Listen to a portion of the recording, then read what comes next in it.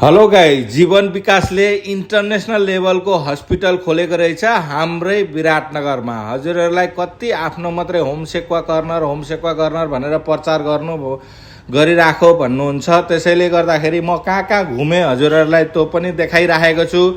जीवन विकासले यति राम्रो इन्टरनेसनल लेभलको हस्पिटल खोलेको रहेछ विराटनगरमा एकचोटि भिजिट गर्नै पर्ने रहेछ। यति राम्रो सुविधा भएको, सफा र इन्टरनेसनल भेराइटीको। हेर्नु त, जुत्ता लाउँदा पनि भित्र छिर्दा प्लास्टिक दिनु हुँदो रहेछ। अनि ढोका अटोमेटिक खुल्दो रहेछ सेन्सरले।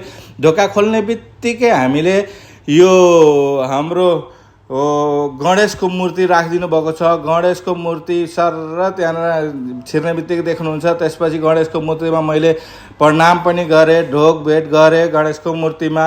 अनि चारैतिर यो बिल्डिङ घुमेँ होइन। घुम्दाखेरि यति राम्रो लाग्यो। यो खेल्ने घुम्ने मूर्तिकलाहरू पनि बनाइदिनु भएको रहेछ। एकचोटि साँच्चीकै घुम्नै मात्रै भए पनि जानै पर्ने ठाउँ रहेछ यो जीवन विकासले बनाएको हस्पिटलमा। हेर्नु न, कति राम्रो इन्टरनेसनल लेभलको बनाएको छ। भित्र एसी सबै चिज राम्रो छ।